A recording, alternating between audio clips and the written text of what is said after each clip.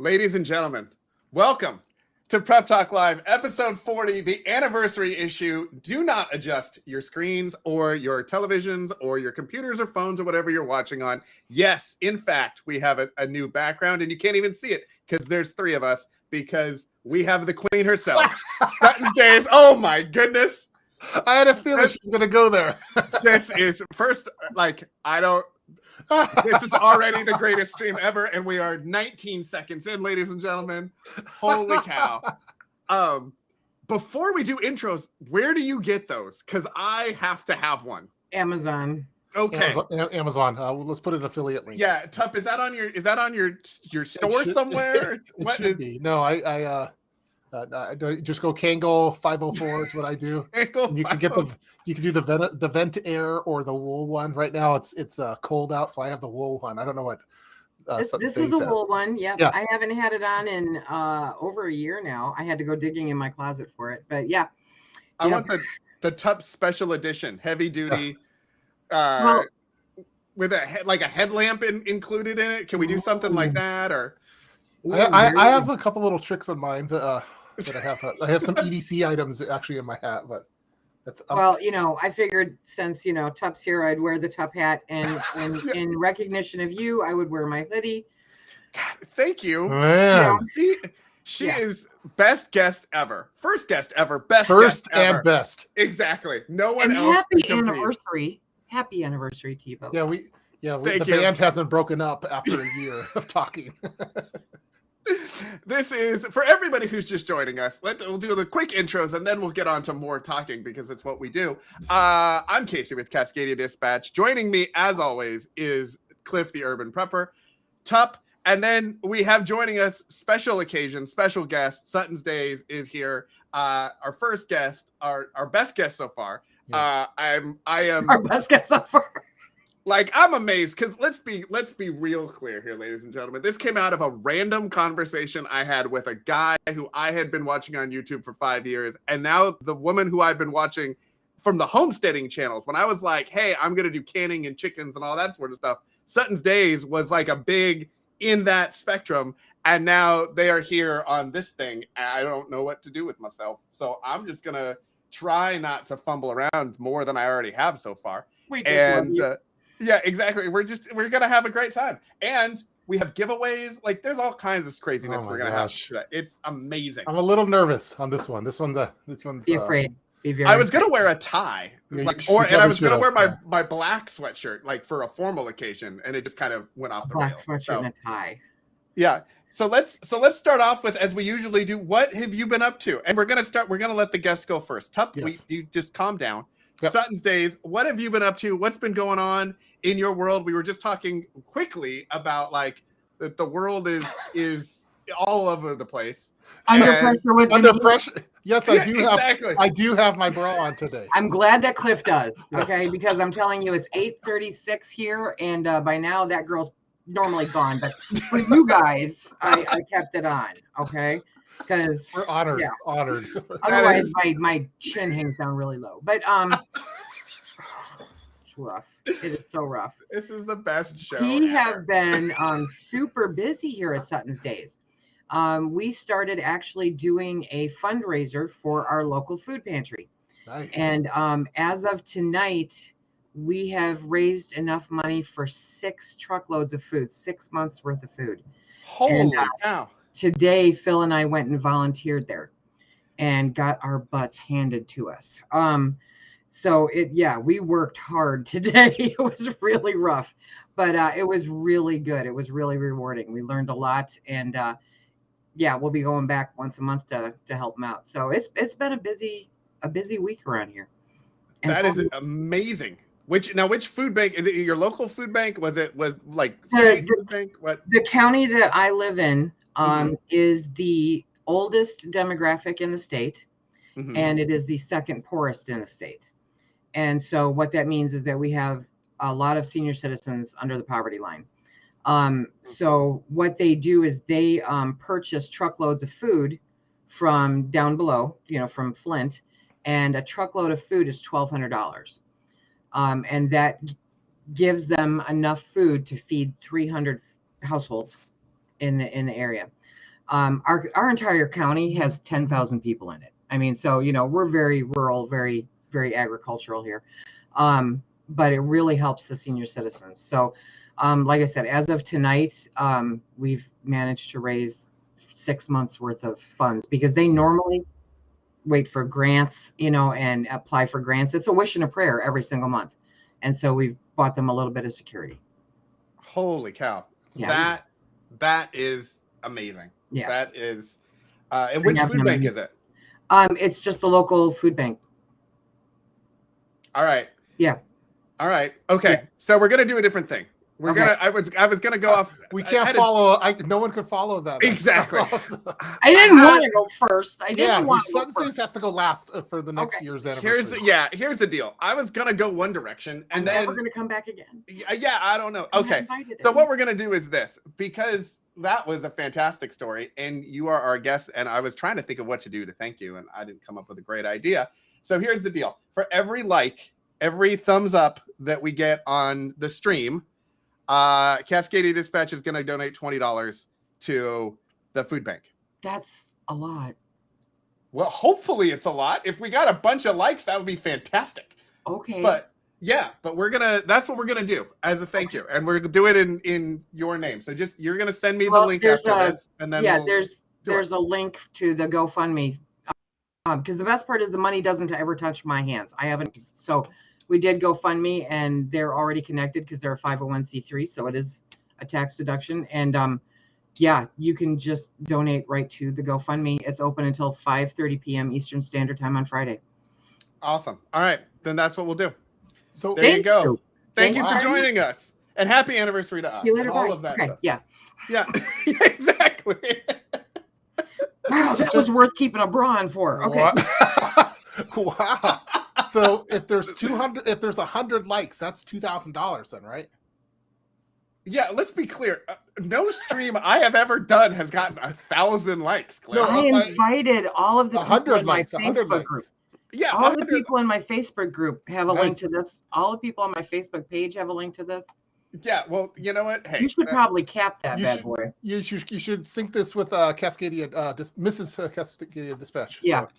You know what? I am confident knowing her that she would have been like, you only wanted to do that. Okay. Fine. But yeah. Nice. All right. Well, what you said you got your butt kicked though when you did what was the butt kicking part of it? So it's a very small. That's definitely worth keeping it on for. It's a very small, it's a very small building, a very small food pantry, and they have things in different levels. So they have a chest freezer on the second floor that all three of us could comfortably fit in. Okay. And that was full of frozen chickens that were, like 3-4 pounds each. And then they had one down in the pantry itself that was full. Well, when that one got emptied, we had to go upstairs and figure out how to get all those frozen chickens downstairs. And there's stairs, and there's no easy way to do it. And Phil and I were pretty much in charge of helping everyone take everything out to their cars. So, and my favorite part was I had 3 clients that I was helping take stuff to their cars, and I had a cart.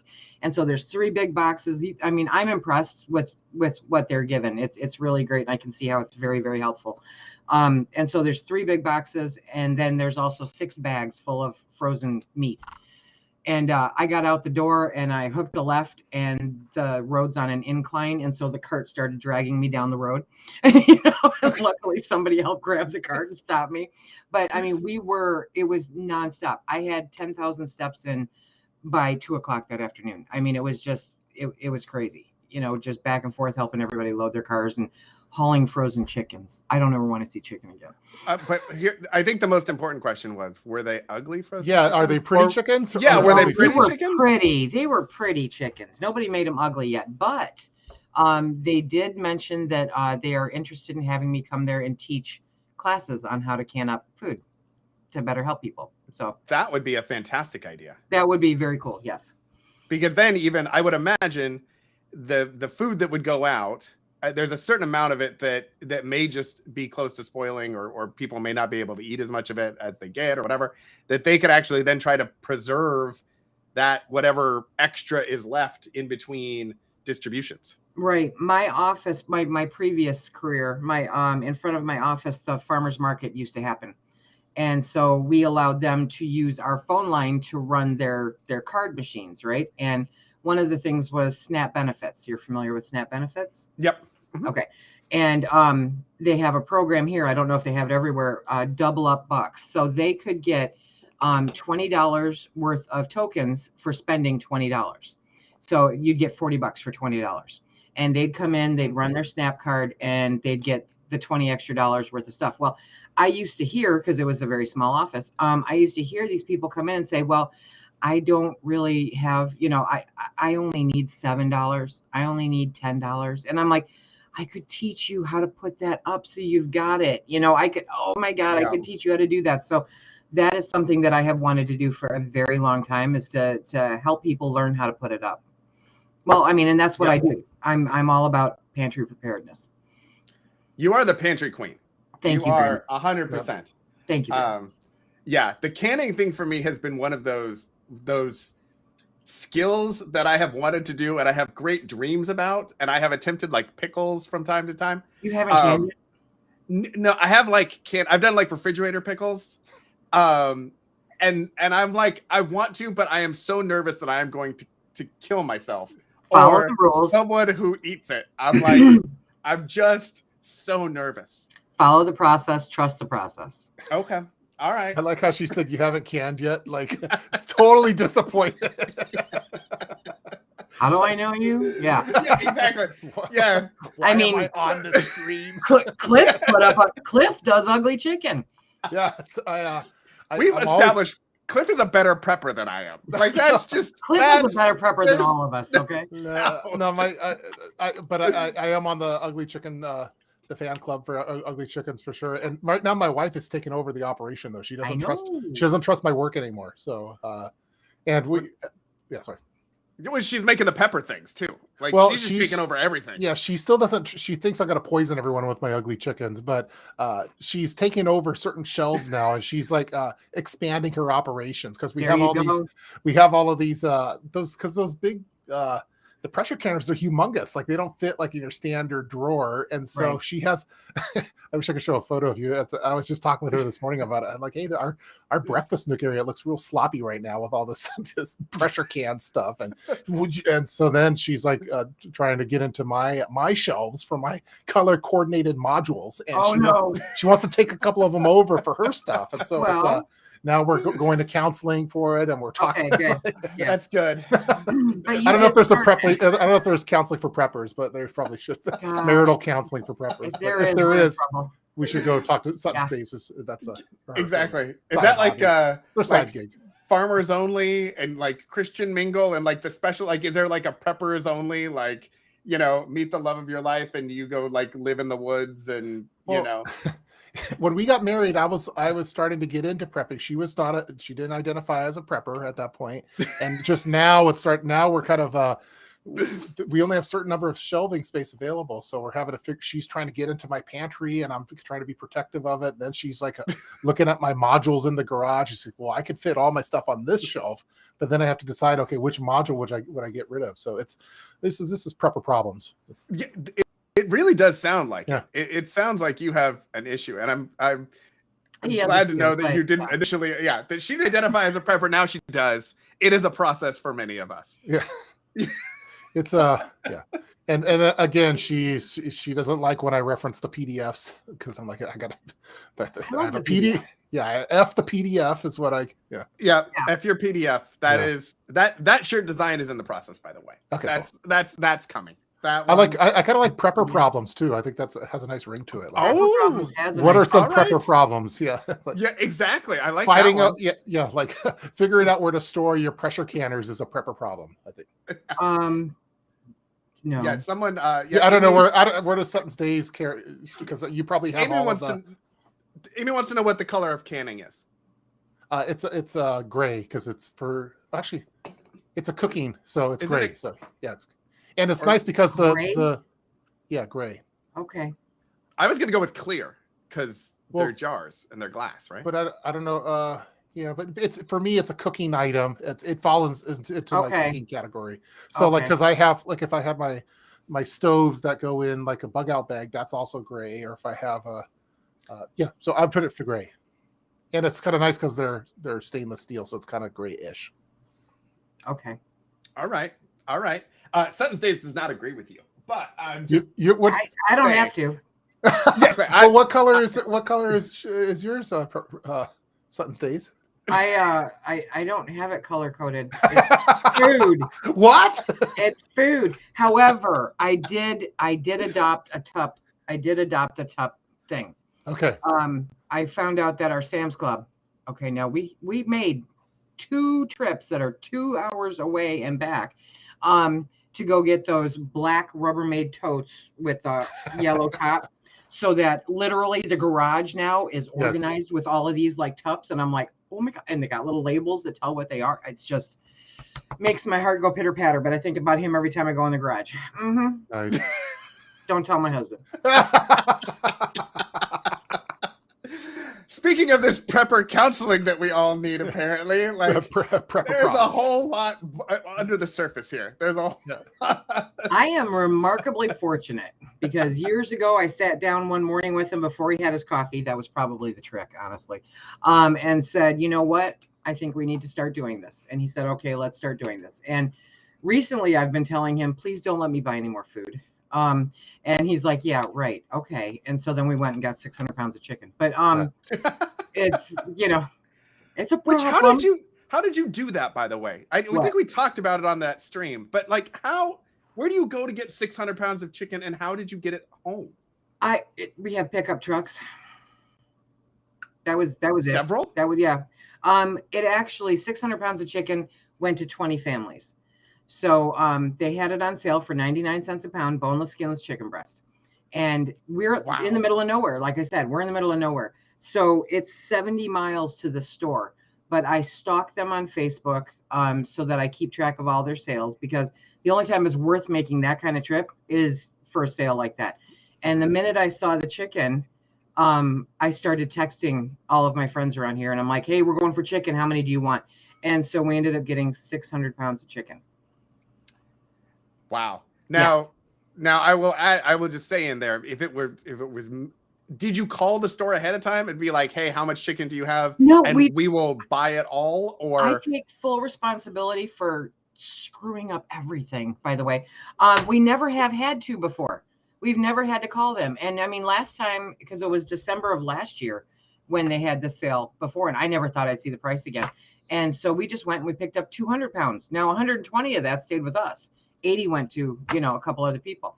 But so we never had to call ahead for that. And we didn't for this. We walked in and I found the meat guy and I said, I need chicken. And he goes, it's right there in the case. I said, no, I need 600 pounds of chicken. He didn't even blink. I mean, it was really kind of a bummer. And so, he's like, oh, okay, I'll be right back. And he gets one of those big carts and he goes out to the truck and he loads up the boxes, and brings them. And we're like, okay, well, that was anticlimactic. But they now due to, I couldn't have been the only person doing this. But I mean, that price is insane. We've had $3.89 a pound chicken for most of this year, Yeah. So people made the trip to go to it. I actually ran into a Dazer there. It was pretty cool. But they now have a thing. They said, because they really pride themselves on taking care of their customers and having these great deals and stuff. And so they started a new thing because they had to order more. It's fresh, never frozen. And so if they don't sell it, they're kind of stuck, and they don't, but they ran out because some crazy YouTube lady went and bought 600 pounds of chicken. So now they're asking people if if you want any of this chicken, it's going to be available between the 12th and whatever date. And so email us and we'll put you on a list and we'll have your chicken. And I'm like, I screwed it up for everybody. There's a chicken shortage in your area now. Oh, and yeah. We had the same problem during COVID with the toilet paper where people were hoarding. That wasn't me. Toilet paper. Now people are hoarding chickens and we got next level. You do what you got to do. Now wait. Now during COVID, those of us who would watch the Tup video, we already had toilet paper. You already had right. paper. So we were more like in the Costco calling people we know to be like, and I did this, calling people and being like, hey, they have the kind of toilet paper you like. Would you like me to put it in your cart? in my cart or whatever, because it was limit 1 and everything else. So I remember that. I have to say, I am actually, as a deal person, and then also someone who doesn't like fighting for the deals, I love the idea that they would say, hey, it's 99-cent chicken. You could call ahead and order a bunch of it. Like, that is fantastic for me, especially if you're going to drive 70 miles or something to the 70 miles there, 70 miles back. Yeah. Yeah. Like, I would almost be like, hey, if I order 1,000 pounds of chicken, will you deliver it to my house? And I will save the gas. For 99 cents, I'll go pick it up. I don't have any place to put it now. But now, did you can all of that chicken? No, 110 pounds. I actually had orders for 590. I figured I'd get 590, but I can't get 590 pounds of chicken, so I rounded it up to 6. So 110 pounds stayed here, and I backfilled my shelf. So I filled 30 jars full of ugly chicken, and the rest of it, what I did in last December is I forgot to save any full chicken breasts for the freezer. So I didn't, and I'm not paying $4 for a chicken breast. It's not going to happen. Even though these things are the size of your head, they're so huge, right? So this time I made sure, and most of it was separated, because one breast is more than enough for Phil and I. And that could be so wrong. And then I didn't want to say anything. I beat you to it. Yeah, you were good. I saw that. You were very good. I was super pro. I was pro. So I separated them and vacuum sealed them. Yeah. So I have about 70 pounds of Franken boobs in my freezer right now.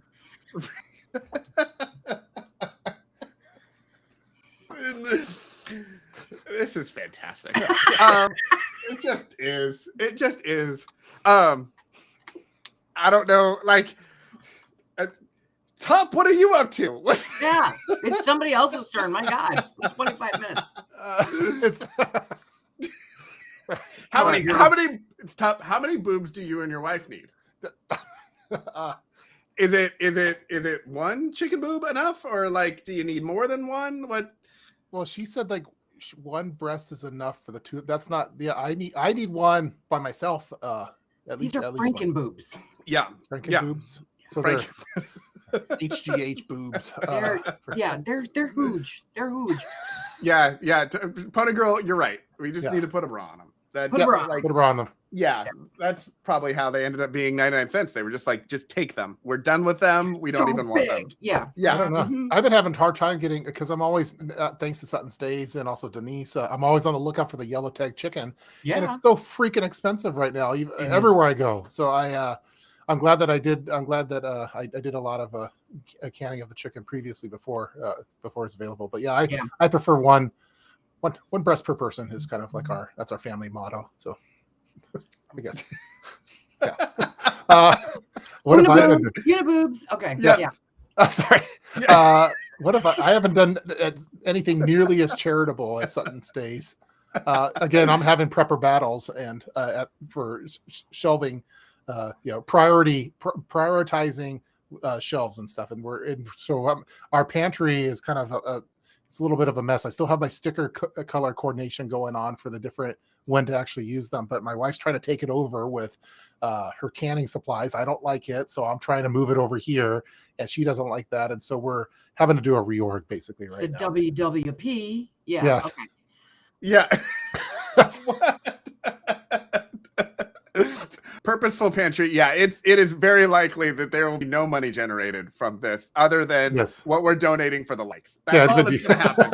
It's the only thing that we're getting out of this. So the shelving situation that you've got going on there. It's a touchy subject. Yeah. So, but weren't you thinking about doing some reorganization of like your garage and stuff? Yeah. Is there an opportunity? So, there's a whole side of the garage that has like family heirlooms and stuff like that. And so I think I'm going to dump some family heirlooms obviously for the canning stuff because it's spilling over. We got some of the same bins. I think that Suttons Daze has the yellow top ones because they were on sale. Normally I spray paint the tops because a little OCD. Some serious OCD. Yeah. Some people have said I have a little OCD, but I don't. I hardly notice it. I don't believe. I think they're exaggerating. Gosh, but, if only there was a YouTube channel full of videos that would document this. Yeah, I know. Or some kind of rap theme song that someone did. Like, There you go. anyway, so I'm going to be shifting some of we have some Christmas supplies like lights and stuff, and so there's a shelf I have in mind that I'm going to expand out to the canning shelf, and it's going to be colored. It's going to be gray for. It's going to still match within the color Still be prepping. gray. So we're taking out the because she has these people are getting it now for her for gifts and stuff. So she got like an early Christmas present, and she got like jars and stuff, and she loved it. So don't tell her, but we're investing in that all American one for from Santa Claus. I think is going to be coming soon. Oh my goodness! But it's pretty Suttons romantic. Daze has never been happier. It's pretty. Listen to the story. She is in like almost tears coming out of her eyes right now. She's so happy. It's pretty romantic, but Yeah. So we were just talking about it today, and so I'm shifting some. We're rearranging our it's our COVID pantry is what we call it, because it's like a expansion pantry that's not really a pantry, but it is for us. And then we have a canning. We're going to have like the EDC canning area in the kitchen. That's for quick grab and go, and then like the long-term canning supplies is going to a certain shelf in the garage, and we have some stuff in the basement now, and it's driving me bonkers. So that's going in the garage too. And so we're working on it. I took a couple weeks off of work, so I'll be fine to do it. Okay. Yeah. To make sure that you can get all your canning stuff out. It's prepper problems. Prepper problems. Yeah, there you go. Prepper problems. There's a shirt. Yeah. Now, you're in the Pacific Northwest, so you can actually store the jars in your garage. Oh, you can't. Huh? Oh. No, my gosh. There's no way. Well, I'm talking empty jars. Like you can't store empty ones. Oh, empty jars? Yeah, I've got I have as many empty as I have full. Okay, those are in a breezeway. Okay. Yeah. So she has specific jars that because she wants a certain jar for jam. I want a certain jar for our pickles and for meats, and then like every time we do like a stew or something, we're doing that as well. So. But they start. It's like what are those gremlins or what? Is it gremlins? Is that the ones that multiply? Multiply when you get them wet. Yeah. Yeah, or the Star Trek ones. Or what were the Star Trek? Or according to some of the homesteading videos I've seen, meat rabbits. Yeah, meat rabbits. Anyway, we got jars all over the place, and it's in my OCD. It's not tolerating it. Okay, take a deep breath and just think ugly chicken. Okay. Yes.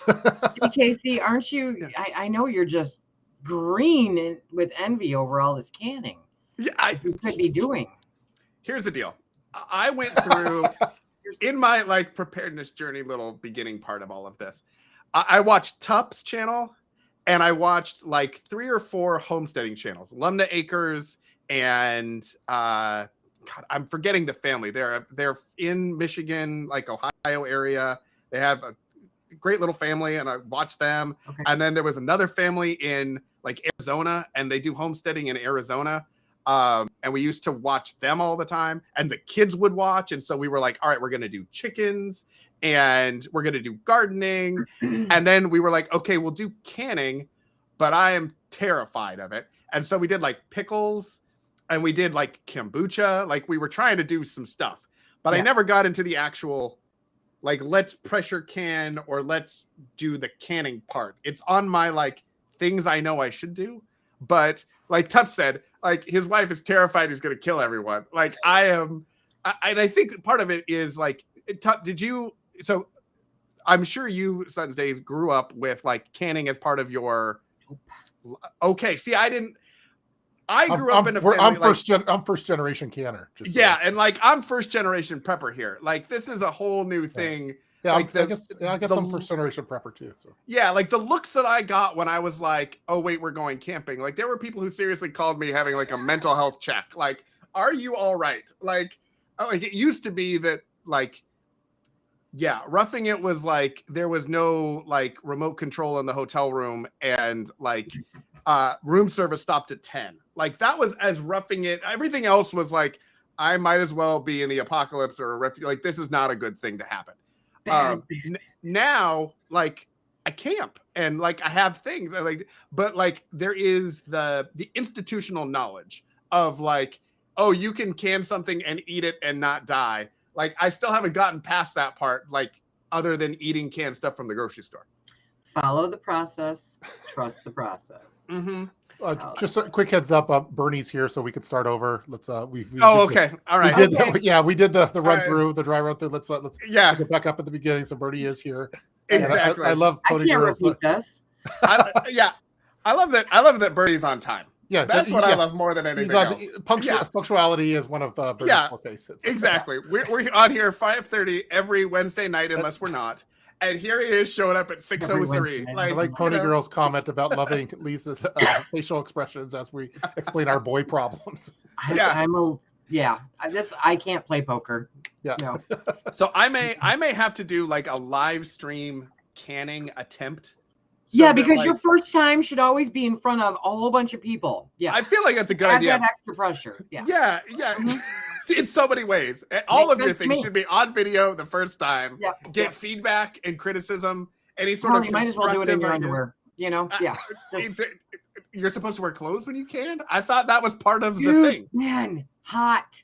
No, good, bad, no. Here's the deal. Just when I think you're kidding and I'm playing along, and then I find out that you're not. And I'm like, I don't know what's happening. I always drink when I can. I don't know if that's encouraged or not, but I always drink wine. Wine is my canning beverage. Yeah, when you're pressurizing hot liquid, it's always good to be drunk. Yeah, that's always a good point. Just half in the bag. Okay, fair enough. Because paying attention to the timer and the pressure doesn't mean anything. So half in the canner or whatever that is. Half canner. There you go. Yeah. Yeah. Why is his wife work? I don't know. Yeah. Wait a minute. What am I canning again? Is it ugly chicken or is it tomato sauce? Which one is it? I feel like there's a difference. So Bernie, never canned either. Let's make an episode of the Two Stooges. I feel like you should take offense to that. I don't know why he's calling you a stooge.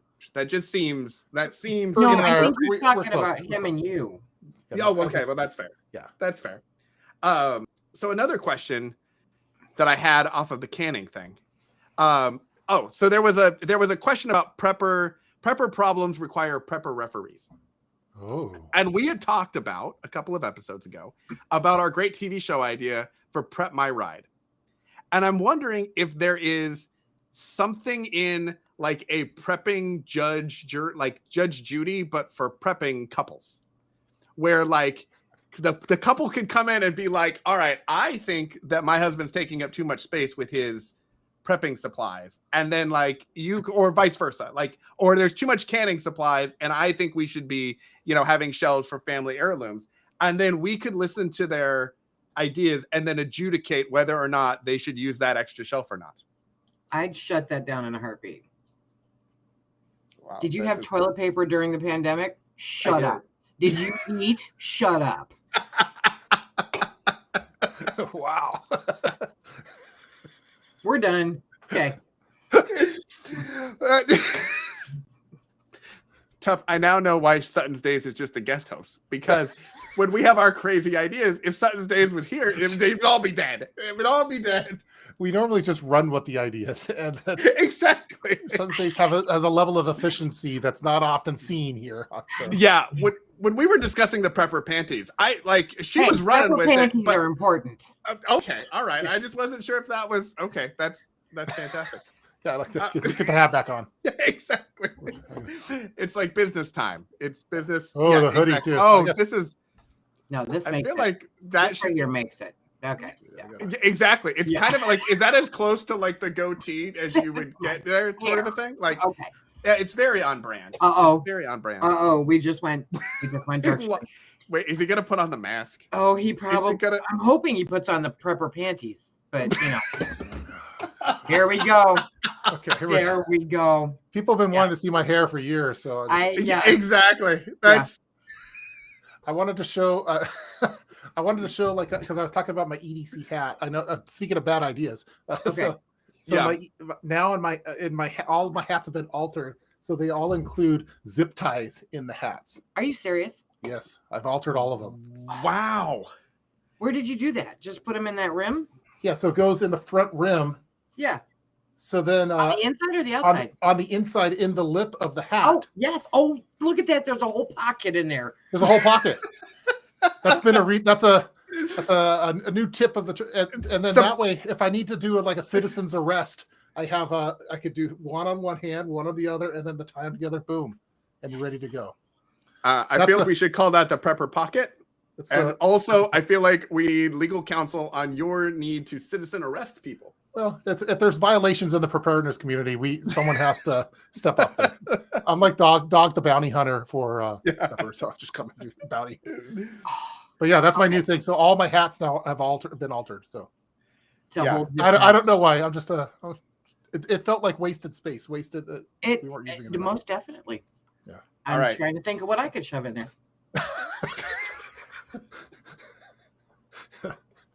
Uh-huh. Okay. Yeah. This is fantastic. What do you mean? How big of a pocket is it? It's not a Frankenboob, that's for sure. So apparently, you're like now I'm getting shamed in the comment section around my desire, like not having canned. So okay, I'm gonna have to. What do I need to get to do this? A canner.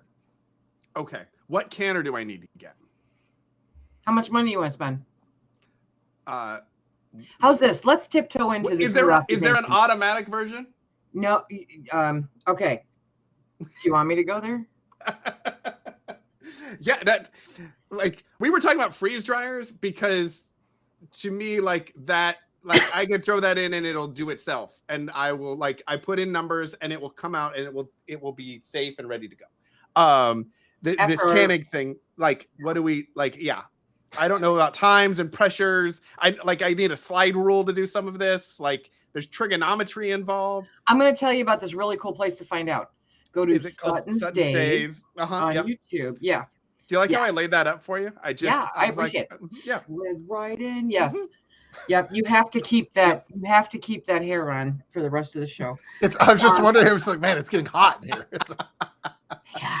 Yeah. No.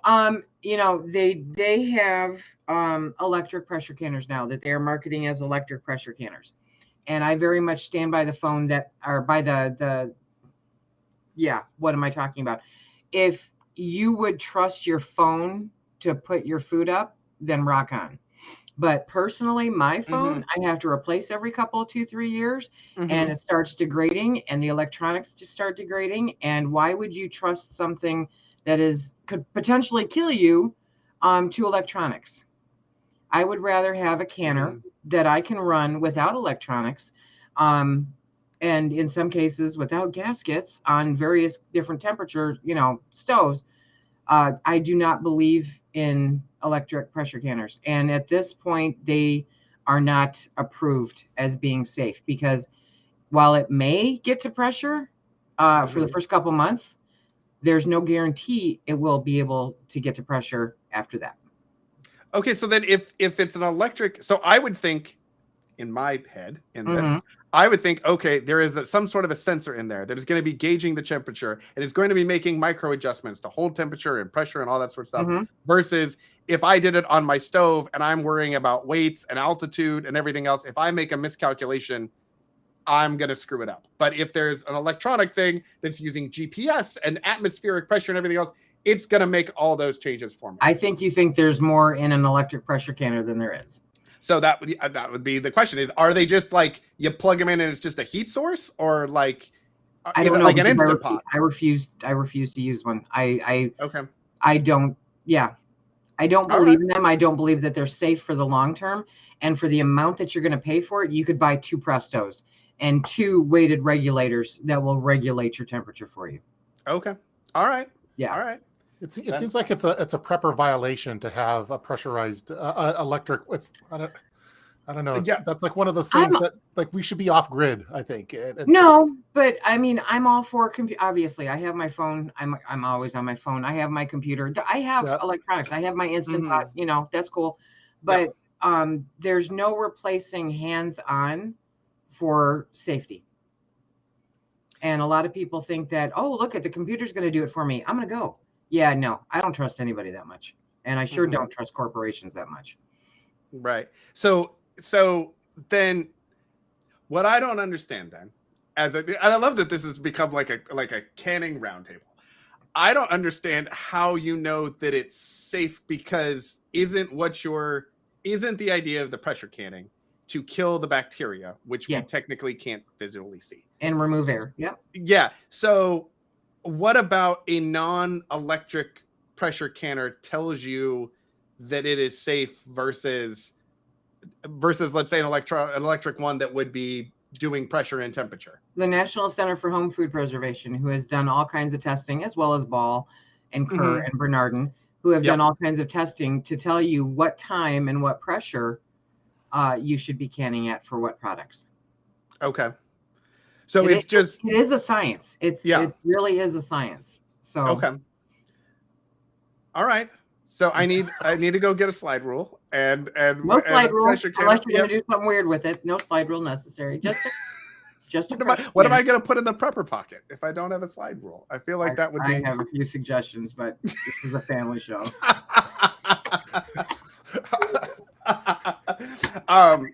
Suttons Daze, you might as well just come back and do this every time, because the people love you, and you are the canning whisperer. I don't know if I can wear a bra that late that often. Fair. That's fair. Maybe like once a month. Then. Okay. Okay. I'm in. We can schedule it in advance. You know. I'm in. Yep. Okay. Yeah, we could. You know what else we can do? We can adjust it so that it's just like I'll adjust the video screens and everything, so it's just like from here up. Well, we can only see we don't really see a full body shots of anything. So technically, it's the principle, because when I adjust myself in my chair, I mean, yeah. Tup, I'm also curious about what bra you're not wearing.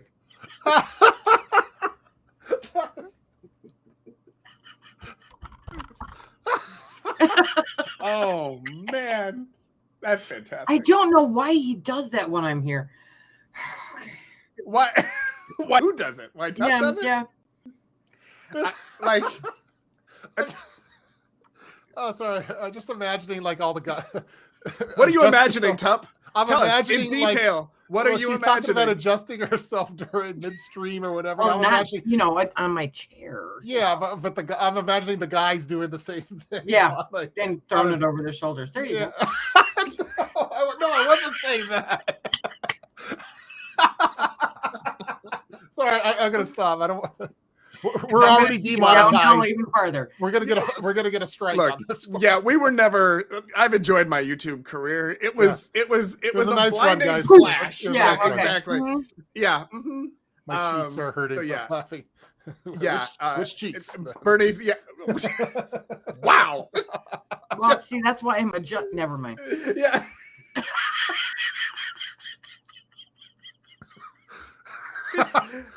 There is.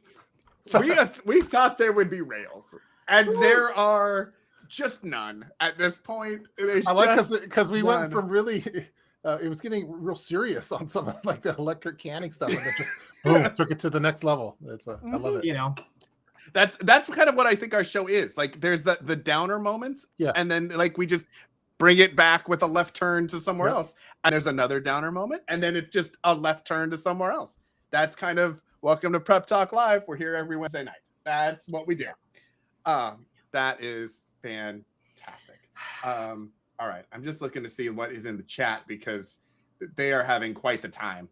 I was just real happy that Cliff didn't have pop coming out of his nose, because there was potential that it was. I was going to damage my studio equipment here. There you go. Yeah. Deb, I just have a question. Duct tape. For what? Is this a replacement for? I I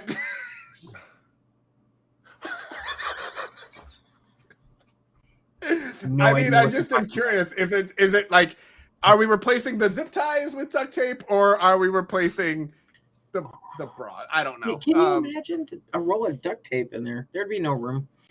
Yeah. I'd get my hair cut. Well, yeah, that would be. Yeah, it's been a squirrel evening. Catherine, I'm not sure if you've been here before. But it's usually a squirrel evening every evening.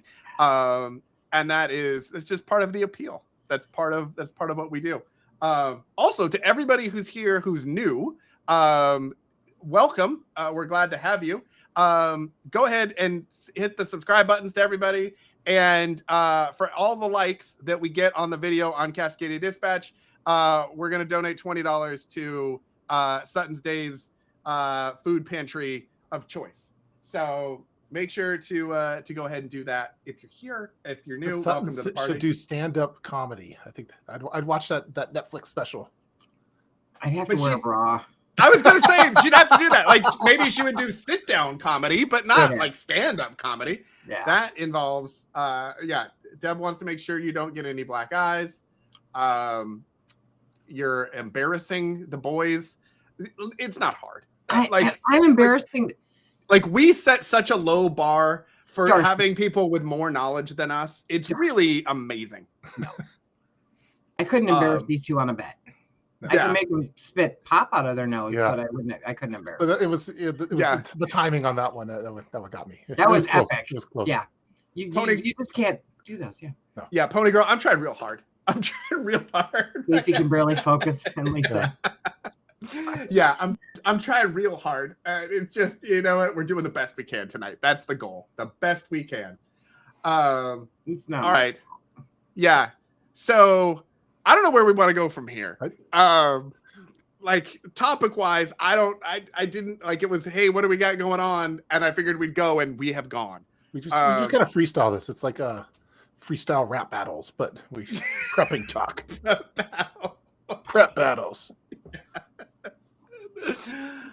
Oh my goodness. All right. So as far as the canning schedule goes, are there things like, is there times of year that you plan around harvest time or things like that? Or are you consistently canning anything and everything all year long? I can constantly. Yeah. Okay. Are you always looking for whatever is on special and then canning that? Or are there certain things that you can all the time regardless of price? And then there are other things that you're like, okay, it's fall, and so apples are going to be in season. Yeah, I mean, here we're big on hunting. Mm-hmm. Yeah. So we have what we call deer apples, and we have deer carrots, which are any store-bought carrots you've ever had. And so normally, if I'm going to do anything with apples or carrots, I will wait until just before deer hunting time, because it's $6 for a 25-pound bag of carrots that tastes better than anything in the grocery store, or $5 for a 25-pound bag of apples that are just amazing. So, you know, I'll some things I will do seasonally depending on when they come out, but for the most part, I'm looking at when I can get my hands on it and when I can get the best price. What's a deer apple? People use them for baiting. They use them for baiting deer. So they're not as pretty, or they're ground apples maybe, you know, but they're still perfectly good. I mean, I hardly have a tick that's noticeable after eating them. But the carrots are actually, they're ugly. They're just absolutely ugly. And, you know, everything in the grocery store is uniform and pretty and all that stuff. But these are some of the ugliest carrots that you'll see, but they are amazing tasting. They're sweet. Okay. Awesome. I went down the wrong. I was sorry. You were thinking that it was a euphemism for something. I did, because she says, "Well, we're into hunting, and so I get deer apples and carrots," and I'm thinking like Rocky Mountain oysters. Yep. No. And you're canning those things. I was like, "What? That's like next level." Not until they pick me off really, really good. Yeah, okay. I was wrong. I was sorry. Okay. Molly, technically, it's no longer legal in the state of Michigan either, but it is considered agriculture. And so they do sell them still, even though it's illegal to bait them. And a lot of people do what I do. A lot of people buy them to put up. So you could bait fish, but you can't bait deer. They've got chronic wasting disease, and that's probably the big one right now, and TB, because if they all eat out of the same pile, their noses, their saliva, everything else, and so it can spread. And so that's their scientific approach to trying to control it. Okay. Yeah, I've seen deer. I've been around. I've seen them in a meadow and things like that. But But baiting a deer is not a thing I have ever done. So we have deer almost every night because it's funny. My wife is into roses. She grows roses and she has them all over the place. And it's like her stress reliever hobby that she does. And then the deer come in one night and they just obliterate them, and so I've been doing all this deer fencing and stuff like that to try to get around them. But they love roses. I thought you were going to say that your wife is into roadkill. And then I was going to be like, really? No. Really? My son, a whole nother level. My son wears this T-shirt around that his grandfather gave because my father-in-law is in a biker gang for old guys. And anyway, there's this there's some kind of bar called I forget. It's like a roadkill bar where and their T-shirt says "You kill it, we grill it," and so they do like it's like the roadkill bar or something like that. Oh my gosh, that's awesome. Yeah. So anyway, so my son walks around wearing that T-shirt, and it's a good. So do you get when you're getting the different the apples and the carrots, because of where you're located, are you able to get those from farmers in the area? Like, is it a network of, Jim grows broccoli and Susie grows carrots, and so we're getting it direct from the farm, or is it still going to a grocery store or some? It's not going to a grocery store, but we do. We have very small, like little stores, little markets, literally. That I'd love to say, figure your corner store. Only the corner is surrounded by like 500 acres, and so it's just a convenience kind of thing in a small town. And a lot of gas stations will sell them there too, because the hunters will come through and pick them up. So yeah, it's a lot better than gas station sushi. Much. Yeah, we have different gas stations over here. Yeah, I have never bought deer and I've never bought apples and carrots from a gas station, but they do sell them. Do they sell the deer? No. But if you hit a deer and it's a fairly fresh kill, and you call the police, then you'll hear a call out saying, "Hey, I had an accident. I don't want it. Do you want it?" And people will come and pick up the deer so they can process it. Wow. Yeah. Back. Okay. Cool that's story. In the urban environment, that is rarely seen. Exactly right. back in the day, because things have gotten wonky. My husband grew up in this area, and the high school, when there was roadkill, deer, and it was fresh, the police would actually take the dead deer to the high school, and they would process it and turn it into burger, and they would have venison burger at the high school. That's awesome. Oh, that's cool. Yeah, I know, right?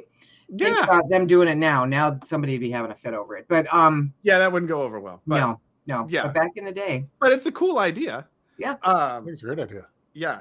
Reminds me kind of, not exactly, but like when I was going to like the middle school and stuff, and we still had like wood shop and metal shop and stuff, which now they don't have at all.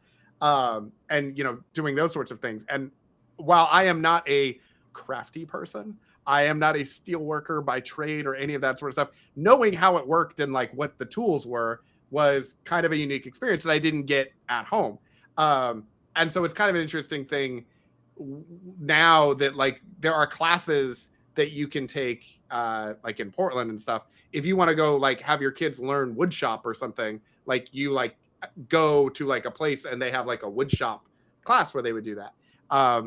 I wonder if they have similar things for, processing, deer and elk and all that sort of stuff, or if it's just something that you really just go to your local butcher shop and they take care of it for you. There are people that, around here, there are processors that only process during deer season, because a lot of people come up here hunting, and don't necessarily, they like the idea of hunting, not the responsibility that comes afterwards.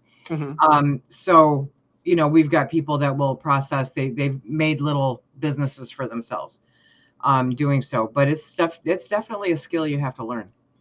So it's like we went fishing a couple of years ago, and they had like it was called the gut hut, where the people liked fishing, but they didn't like all the other stuff, and so they would take it over to the gut hut. Yep. And I imagine it sounds like there's something similar for. Very much, yeah. We have stores here because we're right as the crow flies from my house. We're about 12 miles from Lake Huron, and a very large river that feeds right into Lake Huron. And so there's a lot of fishing up here too. And they've got stores that are, you go fishing and you can take it into them, they'll clean it for you and you can leave with all your good stuff and they've done all the work. Yep. Well, that's fantastic. I feel like I would be all over that. Casey, are you saying this doesn't happen in Portland? Is this what? No, we have there's I'm going to say you guys can get fresh tuna. I'm so jealous of your access to specifically tuna. Yeah, tuna is amazing. Yeah, if you go like certain rivers and lakes and stuff, I mean, you get all kinds of amazing fresh seafood, and you just go out to the coast. Like we're an hour to the coast for clamming and whatever. We're 20 minutes to the gorge for salmon and whatever. There's an hour to Eastern Oregon for deer and whatever you want over there. So there's lots of options. I am not a processor so much. So that is one of those skills that I either need to learn, or I feel like I have people who I know who would do that if we needed it. Do you can fish Suttons Daze? Oh gosh, yes. Salmon is amazing. Is salmon the one to do, or you like raw pack it just like any other one? Yep. Okay. Yep. I have a few videos on that too. All right, gotta watch it. But no, if you've ever had commercially canned salmon, yep.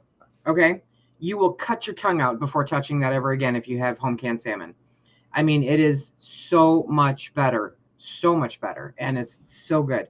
So we get coho salmon here. It's different than what you guys get, if I understand correctly. But I actually paid an obscene amount of money for some fresh tuna, which I was told afterwards, you did what with it? When I told him I canned it, because apparently it was sushi grade. So, but I canned it, and I am so jealous of the access that you guys have to tuna, fresh tuna there, that we couldn't ever dream of having here, because it tastes so much better than commercial. So basically, I should be I always buy canned tuna at Costco. That's been one of my, but I should really be canning tuna. But yes, you should. What am I thinking? I don't know. For shame. I've always just thought, thank you. I've always just thought beef, pork, chicken, and then vegetables. I never thought about beef, pork. But like then tuna, salmon and I like salmon. A lot of fish. Okay. But seafood, not so much. If you go digging. So don't don't do oysters or something like that. Oh God, please don't. A little shrimp cocktail. A little. Okay. How long does it take to cook shrimp? How long does it take to cook a jumbo shrimp? We're talking like what, 10, 15 minutes if you're really, on it. You're going to have to pressure can them for 110 minutes, I think, 115 minutes.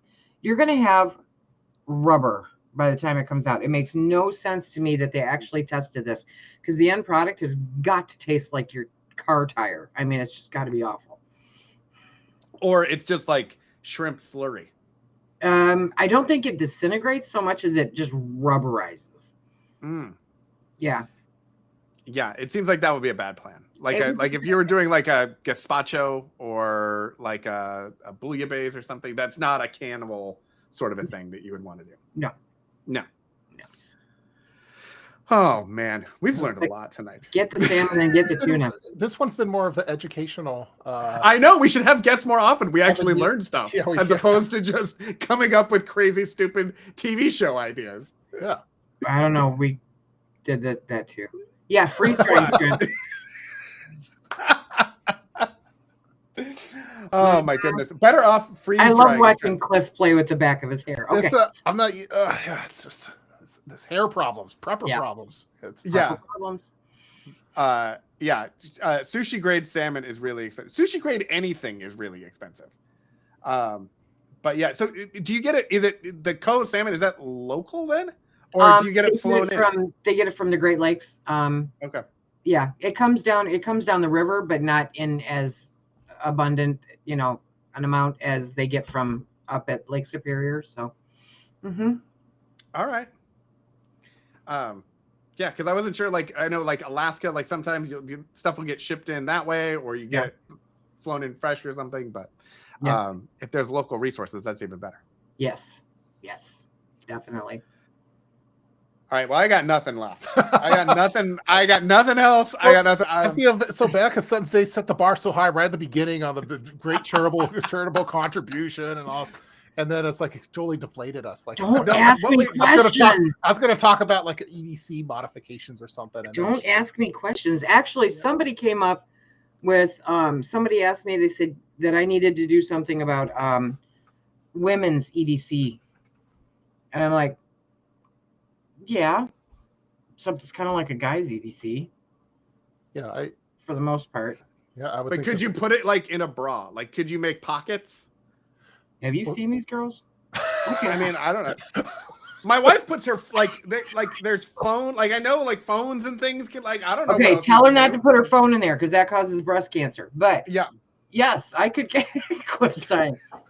Have you seen these girls? Yes, I'm subscribed. Yeah, yeah, great. Whole new channel starting up. Yeah, exactly. Yeah, no, there's the monetization loop for Suttons Daze OnlyFans. Suttons Daze OnlyFans channel is blowing up right now. Don't do it. Call it only cans. I'm old. They're heading south. Don't do it. Yeah, don't do it. Oh.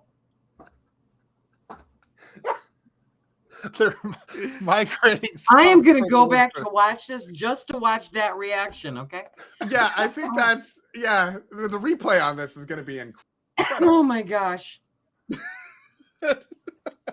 Oh my gosh, that was Tup, I had an some EDC modification. I do. I wanted to get your idea before I film anything, which is hard to film nowadays. But I like those thin wallets that everyone's been carrying for their EDC. But I have so many cards and stuff, it drives me bonkers that because I like to carry a lot of things. So I don't know if this is crazy or not, but I have my real wallet, and I have the wallet that if I got robbed, I could give them this wallet that has the Costco card and stuff, and then the real wallet has the other things. Is that crazy or is that okay? Yeah, because everybody should carry two wallets. Yeah, well, you have one that has the real stuff, and then the other one that's just like your fake wallet that if they stole it, they're not going to get anything out of it. If you just stuck your money in your bra, you wouldn't have to worry about it. I'm going to start putting the money in the hat. I think, yeah, that actually has potential. If you could find a way to clip it in there, that has potential. Yeah.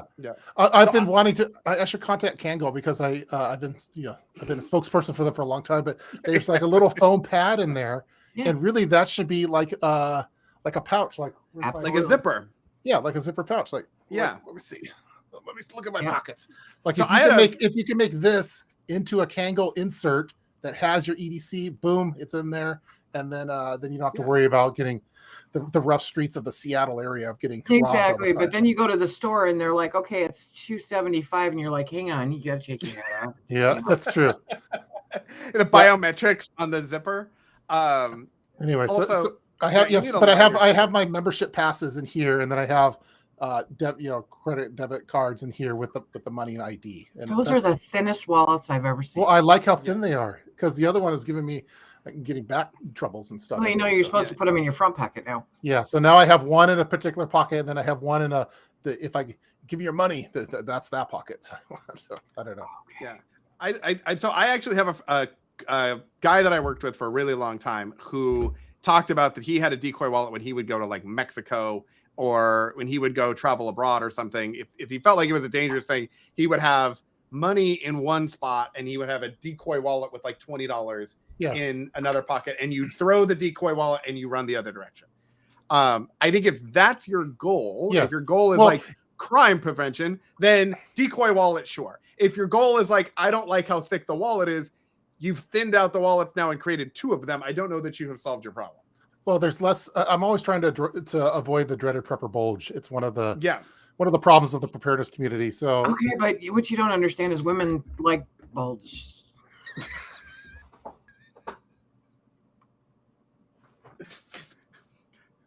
That has not been my experience. But it's fantastic. Oh my gosh. The blooper reel of Tup in this is just gonna be, and then what I'm gonna do is like realign the video, so it's just Tup laughing, and then Suttons Daze just looking like, what is he doing? What is wrong? Fantastic. I have no idea. Yeah. Sorry. I think so. All right. So if we're talking about thinning out your wallet, then Yes. So I have one of those. I could have this in my back pocket, yes, or I could split it up and have one in like a jacket pocket, one in the pants pocket type thing. So I went with the thinner wallet. Yeah. So I've got that, and then all of my reward cards and everything I put in an app on my phone. So all of my reward cards are digital now because they either need your phone number or the barcode. Either one, that works.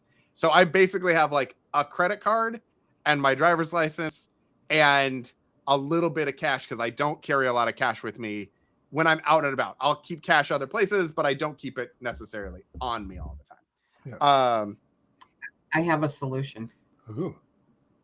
The floor is yours. I can't show it to you because it involves a bra. Okay, sorry. It's not. It's nope. But my husband has a phone case. I was looking for that as a solution too. Let's hear. He has a phone case and it has a little pocket it has a little pocket right there. And he holds his driver's license, his ATM card, and I don't know, a few different cards. It actually holds like 4 or 5 cards in there.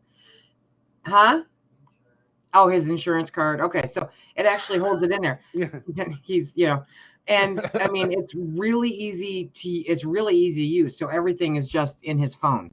I had one, but I don't like being that easy. Okay, so I actually think I gave it away. It just tucks it into the back of the phone. I can send you a link if you want, but and that prevents him. He has a wallet that he keeps in the glove box for the most part that has that odd stuff that you might need every now and then. But if he's going to Sam's Club and he knows it, he takes the Sam's Club and sticks it in that little pocket in the back of his phone. That's all he's got to carry. Yeah. I worry that there's so much in that phone. Like it has your ID, your money, your phone, everything. Is that is it? I always worry that I should probably diversify. And if I lose the phone, okay, I lost my phone, but I still my ID. But, I am never coming to Seattle. These are urban prepper problems. Yeah, yes, urban problems. Yep. Mm-hmm. My problem is the damn chicken got out again. Okay.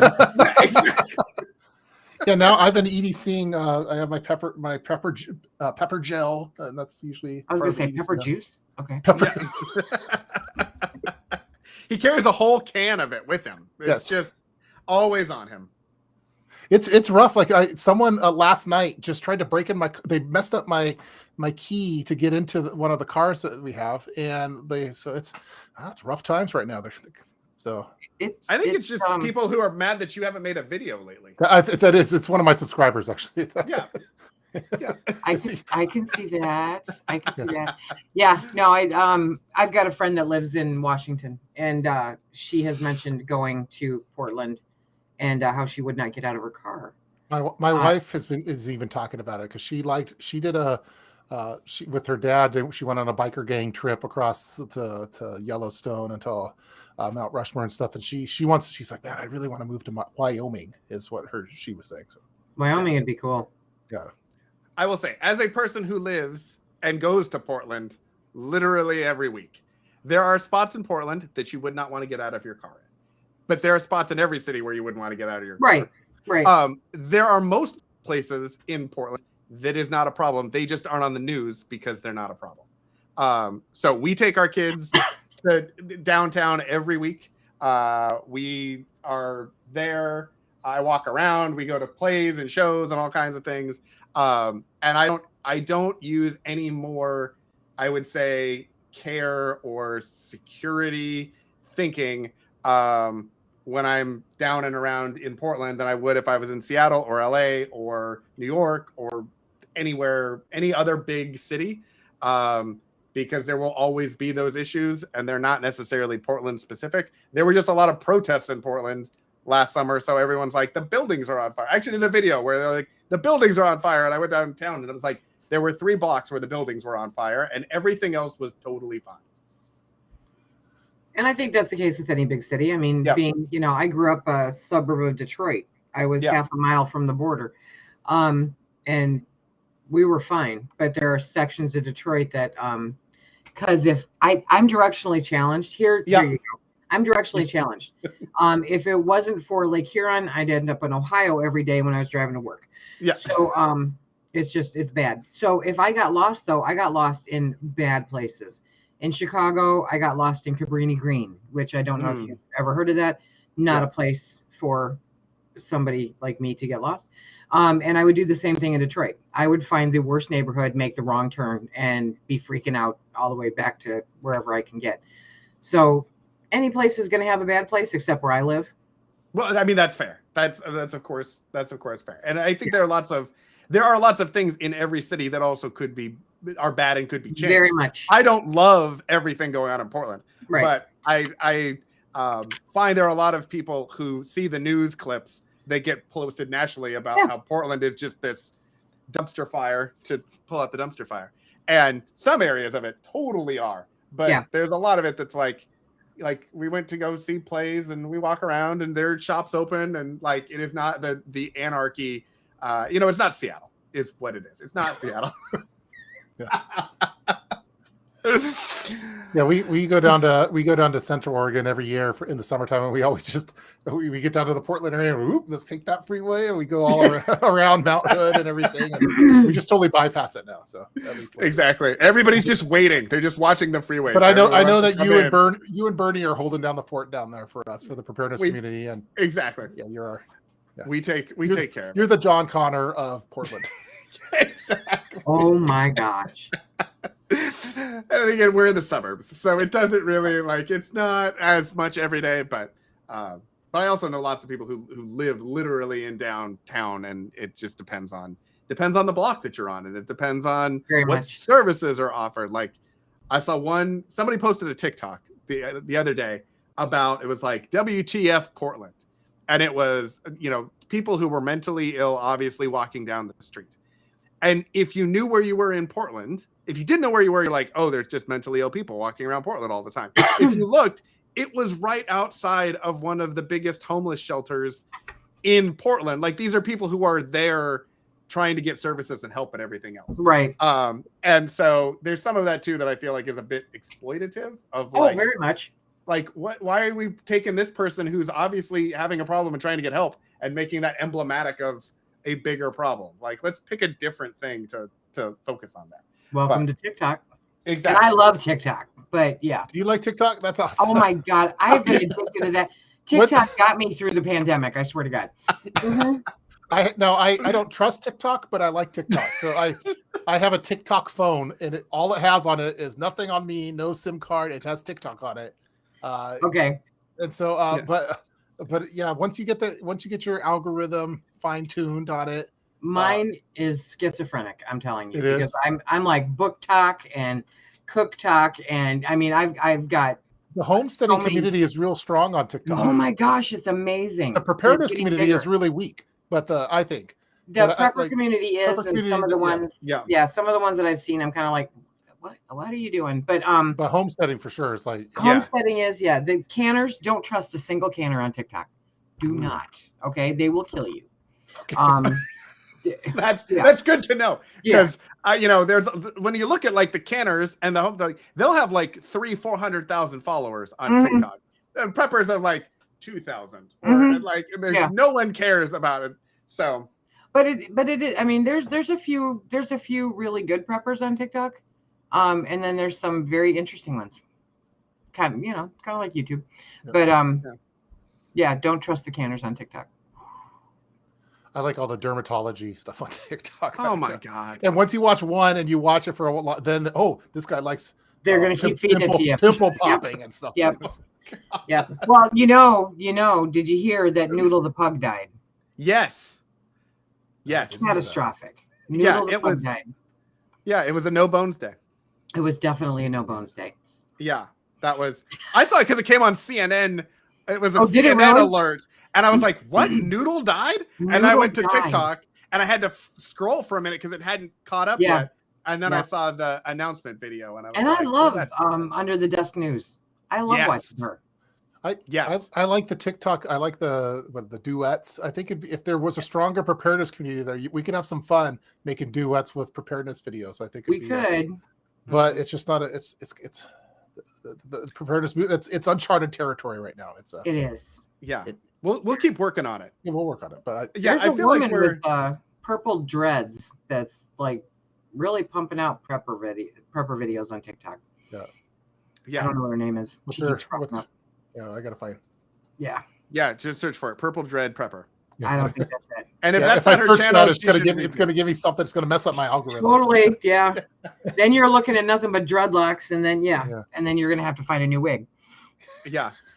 All right. So Tup, here's a question for you. Yeah. Have you tried out that ChatGPT AI thing where you can type in any question or whatever and it just starts creating stuff? I've seen TikTok videos where they're showing, like, they're asking it certain questions and stuff, and I haven't tested it yet. The AI stuff is very scary though. Like lately on like Instagram, people are posting these where they're doing an AI art of their face and stuff, and I get part of me wants to do it because I think it'd be cool, but then I'm like, oh man, they're building the robot version of me somewhere in some country. So I always find those to do it. So. I always find that to be super funny because the same people, it seems like in general, that do those like face, like how the age, there was the one where it was like, what do you look like when you're older and everything, are also the same people who like on Facebook or Instagram are talking about like how they don't want anyone to know their information and all of the overreach and everything else. And I'm like, you literally got an app from someone you have no idea and then gave them your face and aged it and did all of the things. Like, if they were going to track you, that's how they would do it. All those quizzes on Facebook and stuff that everyone does. Yeah. I always find that to be out. Funny. I don't do any of those ones where they like, the Instagram or TikTok where they like changes your face or your mouth or something, or has some guy. I just worry that I'm feeding the algorithm too much on that. So and the robot version of me is coming soon. So it's. Well, I mean, at any moment, along with the robot chickens and all of that. I guess once more videos start coming on the channel, that's going to be my robot version of me. Your alter ego? Oh, it's clone. Yeah. Well, all right. Well, are we about that? I feel like we're at that time. My cheeks hurt. From Which one? Yes, both. Both sets. I'm exhausted. There's so many quotes. There's so many good T-shirt ideas that we've come up with this, and exactly. Well, thank you, Suttons Daze, for joining us. Thank you for inviting me. This has been amazing. If this doesn't scare you for life, nothing will. So, well, I mean, this has been fantastic. I also think this was a great version of what a guest might be like on our podcast. She sees the stuff that works and the stuff that doesn't work. She instantly cuts it off and pulls it back to reality. Exactly. What we've learned is we need to have guests who are not better than us. Yes, like that's like just more beloved by the audience, just better idea. Like we need to lower the bar. Like we'll have to figure that out. Someone has been saying, say Keith Urban Prepper is that's a thing going on the whole chat room. So there. Yeah, exactly. He's very much interested. Hair is hot. I don't know how the folks do it. So yeah, that would be like the cup, I think, as opposed to top. Oh, and Amy says she hasn't heard the guys make one poop joke today. Oh, I was going to say something about, because every time I drive to downtown Seattle, I always see someone dropping a deuce somewhere, and it's just bothering me. And then, it's like, dude, I don't want to see that first thing in the morning. It's like, what street do you go down? It doesn't matter. It doesn't matter. There's just I'm commuting to work. Someone's there. It's just wide open, and I got to see the brown trout first thing in the morning. You gotta go. Yeah. And I carry the travel John in my car, so if I have to add some dude wipes just in case. But yes, dude wipes are important. Yeah, dude wipes are awesome. So yeah, brown trout is not a seafood you want to can. Yeah, brown trout you don't can brown trout. No. Okay, brown trout is totally a fish that we fish up here. So not over here. Not over here. It's on the sidewalks. It's a different thing. It's on the sidewalks here. Yeah. So and Tup. We got the poop in. We got the poop in there. Yeah, exactly. I'm glad we got that in. Thank you for sticking around on this little crazy ride that we've been on for the last year. This has been great. Because this was literally, I called you after camping and I was like, hey, I don't make videos anymore. You don't make videos anymore. What if we did a streaming thing? Why Wouldn't aren't that you be guys cool? making videos anymore? I have That's a great question. For me. I'm gonna make. I have some that are finished. I just haven't wanted to air them. But for me, it's been mostly work related and family stuff. That's been stacked ranked higher for what I have to do. Okay. So that's been a little. It's been more of a time thing and due to work responsibilities, and then also like when it's. I don't want to. I know that we've been going through highs and lows, but I feel like the preparedness community on YouTube is going back to doomsday prepper style stuff. Very much. Fear porn, scary stuff, and that's just not my brand. And I feel like I'm not going to contribute anything that people, but I think people want to see that now. And so I'd rather just like, hey, I don't want to even be involved. I don't want to be associated. You would be amazed though at the number of people. I don't do doom and gloom. I intentionally, now I'll bring things to your attention and I'll talk about them and say, let's do this. But no, the doom and gloom has gotten. It's just, and I understand why, because it's people like it. People like doomsday preppers. People watch it, But I think a lot of people who will watch the not doom and gloom too. Yeah. So I know that I can't be gone for too long because there's a community that is not into that kind of stuff. Right. It's been a little I find it a little frustrating because I think we, as a community, we work so hard to show these other parts to try to normalize prepping and everything, right. and then it feels like okay, now we're back to this. So it's up to us. It's up to us. Is it up to the people that actually smile? That's my true. That's my true chat. Well, you talk about the girls and stuff and the North and well, on your channel I do, but not on mine. Anyway. I'm perfectly willing for demonetizing on her channel. Yeah. I think for me, I'm trying to get the time to actually make the videos where I was trying to kind of do a lot more setup and everything. I just ran out of time. So in the move to the new office, I'm restructuring the way that my kind of studio setup is. And I think I'm just going to do more kind of this style where I'm sitting down and talking and showing things and doing that sort of stuff, as opposed to what I was trying to do before with more different B-roll and all that kind of stuff, of just getting more kind of content out and letting my shining personality be the focus. I have some stuff that's in the works. I just got to finish it's been recorded and all that kind of stuff. I have an EDC thing. I have some other my junk drawer one is done. I've been a little down on just like the state of what we're putting the world, the dumpster fire. Not the world's always been crappy. But it's just, but it's like I don't want to feed into certain things, and so I'd rather just like, hey, I'd rather have people say, oh, what happened, or Cliff, when are you going to post again or something, but know that, hey, Cliff didn't like capitalize on that. Right. I don't know. Maybe that's the wrong. I get it. Maybe the wrong. Anyway. Look, we have City Prepper and we have Canadian Prepper to handle that for us. Well, and they're very good at that. They're the best. I like both of them, and we talk all the time. It's just not my brand, really. My brand is talking about prepper bulges and wearing wigs and and making poop jokes. That's one of my specialties. We're the Fisher Price of prepping, as opposed to the post-apocalyptic prepping. Bulges are important. Anyway. Yes. Yeah. All right. Well, I think it's time for. Yep, and Pigs Fly. It's time for Suttons Daze to take off her bra and turn off the camera. Yep, Suttons. Pigs Fly just asked how much we were donating, so I just looked. There were 31 likes, so we're donating $620 to your food bank. Oh my gosh! Thank you very much. Thank you for 600 coming. Pounds of chicken at 99 cents. Yeah, exactly. That's half a truckload. Right. You will. I put up a video tonight, and you will see another prepper. Their name on it, but the link is in that video. Okay. Where you can. All right. Awesome. Well, thank you, everyone. It's been a wonderful year. There will be more. Stay tuned. Happy anniversary. Next week. Thank you. We need like matching like a necklace or a ring or something that has like the hearts, but some kind of prepperish type thing. Maybe like a canner that's like a Candelorian. A Candelorian necklace thing. Pendant. That's the word. Yeah. Okay. I'm here for you. That's I don't know these terms. I provide the girl jeans. Thank you. That's the girl stuff. Yeah. Okay. All right, everyone. Thanks a lot, and we will see you next week, Wednesday, 5:30. Talk to you later. Okay. I mean, who knows? Mate? All right. Bye. You never know.